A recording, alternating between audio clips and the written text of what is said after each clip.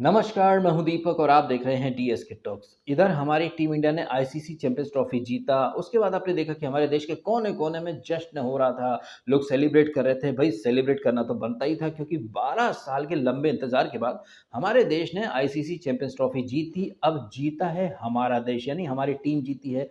हारा है न्यूज़ीलैंड लेकिन तकलीफ़ हो रही है हमारे देश के कुछ रेडिकल मुस्लिम्स को।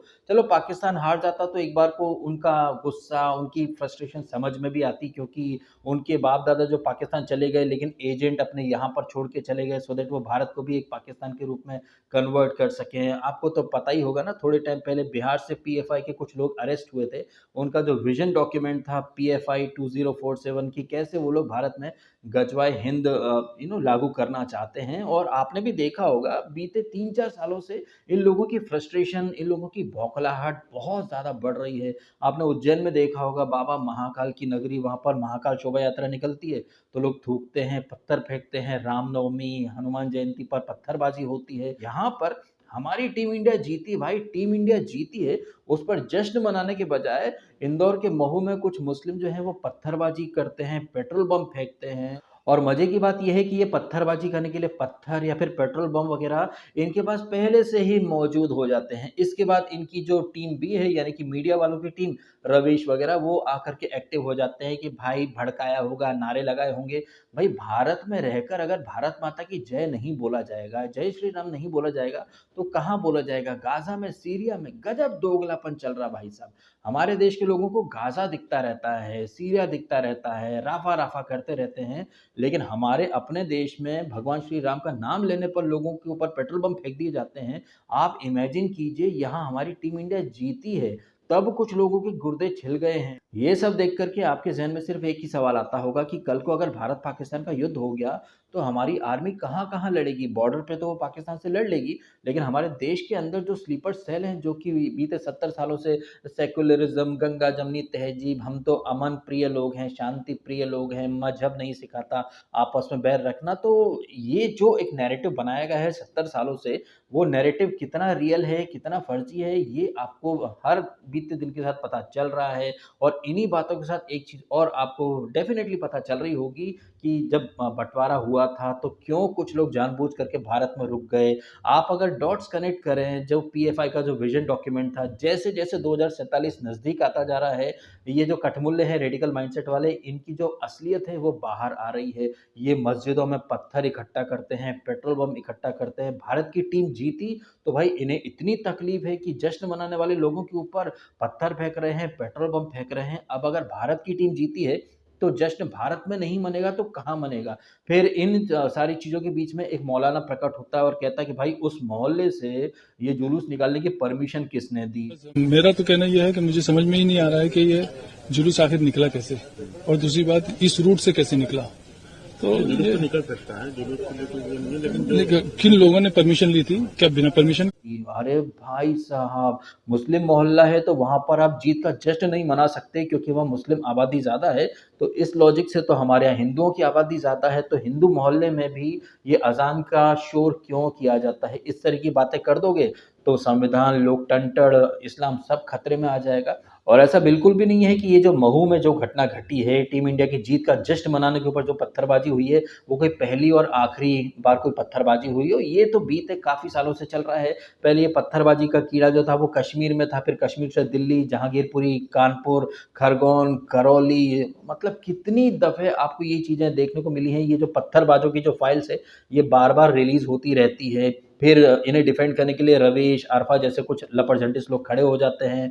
ये ऐसे लपड़झंटिस लोग हैं जो कि पुलिस वालों को ज़ॉम्बी बोल देंगे, लेकिन वो रियल ज़ॉम्बीज़ जो लोगों पर पेट्रोल बम फेंकते हैं, वो ज़ॉम्बीज़ इन लोगों को शांति प्रिय और बड़े ही पीसफुल लगते हैं। और कहने को ये जो सो कॉल्ड शांति प्रिय लोग हैं, ये कहते हैं कि भाई रमज़ान चल रहा है, पवित्र महीना चल रहा है, लेकिन इस पवित्र महीने में भी ये लोग पत्थरबाजी, पेट्रोल बम फेंकना ये सब बदस्तूर जारी रखते हैं। ऐसे लोग एक्चुअली में पहली फुर्सत में पाकिस्तान चले जाने चाहिए थे, लेकिन नहीं, जानबूझ करके ये लोग भारत में रुके। सो दैट क्या है कि एक हाथ में तो पाकिस्तान ले ही लिया था, फिर वो मिनी पाकिस्तान बांग्लादेश ले लिया।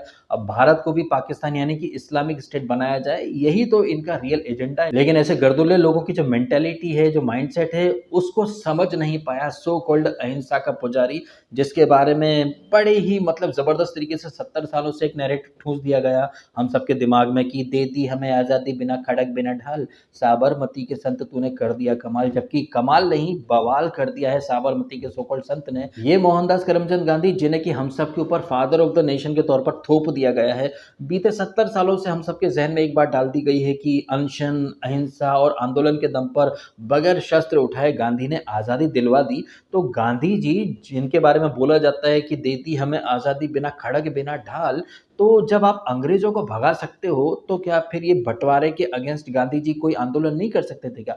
ऑफ़ कोर्स कर सकते थे। वो गांधी जी जो बगैर शस्त्र उठाए अहिंसा के दम पर अंग्रेज़ों को भगा सकते थे, क्या वो जिन्ना, नेहरू की ज़िद के सामने ऐसे ही सरेंडर कर देंगे? तो ये जो गांधी, नेहरू ने जो ब्लंडर करे हैं, कैसे हम सबको उनका परिणाम भुगतना पड़ रहा है, कैसे ये जो रेडिकल माइंडसेट वाले मुस्लिम्स हैं, ये जानबूझ करके भारत में रुके और कैसे धीरे-धीरे ये अपनी असलियत दिखा रहे हैं। कभी ये लोग गोधरा में ट्रेन जला देते हैं, कभी उदयपुर में जाकर के सर तन से जुदा कर देते हैं, लेकिन दिखावा ऐसे करते हैं कि मज़हब नहीं सिखाता आपस में बैर रखना। टीम इंडिया जीती है, वहाँ जश्न में शामिल होने के बजाय पत्थरबाजी की जाती है, पेट्रोल बम, और ये सब पहले से इनके पास आ भी जाता है।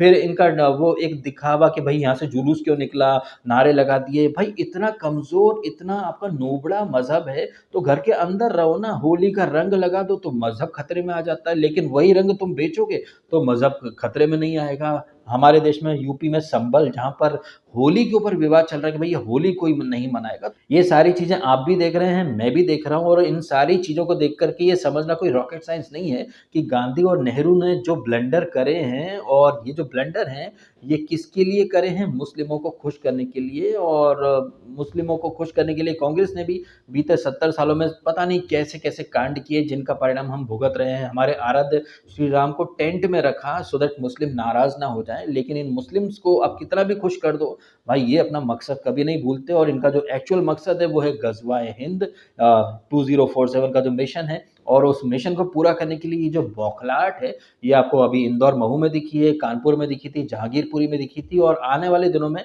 ये इस तरह की हरकतें आपको और ज़्यादा देखने को मिलेंगी। तो इट्स हाई टाइम कि आप अपने आस-पास जो भेड़ की शक्ल में जो भेड़िए हैं, उन्हें पहचानना शुरू करें। बहुत हो गया ये सेक्युलरिज़्म का राग अलापना। सेक्युलरिज़्म एक्चुअली में एक बहुत बड़ा वाला फ्रॉड है, जस्ट लाइक जैसे महात्मा गांधी जैसा फ्रॉड, जिसे लोगों ने फादर ऑफ द नेशन बोल करके चिपका दिया हम सबके ऊपर। इतने महान थे, इतने अहिंसा के पुजारी थे, जिनके आगे अंग्रेज सरेंडर कर गए।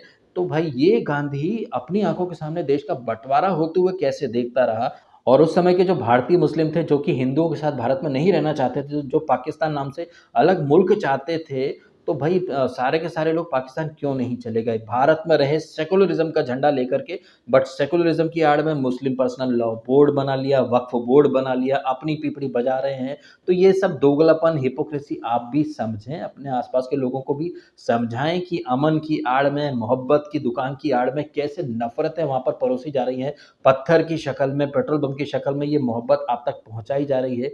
टीम इंडिया जीती है भाई साहब, वहाँ जश्न मनाने के बजाय ये तो पत्थरबाजी कर रहे हैं। तो ऐसे जो आस्तीन के साँप है भाई, इनसे बच करके रहिए। और ये आस्तीन के साँप हमारे देश में इसीलिए हैं क्योंकि गांधी और नेहरू ने जो कर्मकांड करे हैं भाई, वो अब बहुत खतरनाक लेवल पर जा चुके हैं। आपका क्या मानना है इन सारी बातों के बारे में? जिस तरह से गांधी और नेहरू ने जो सेकुलरिज़्म का एक झंडा लगाया, ऐसा झंडा लगाया कि भई हम अपने ही देश में अपने फेस्टिवल्स नहीं मना सकते, अपनी टीम की जीत का जश्न नहीं मना सकते, अपने आराध्य के मंदिर में नहीं जा सकते। भाई ये सब भारत में हो रहा है।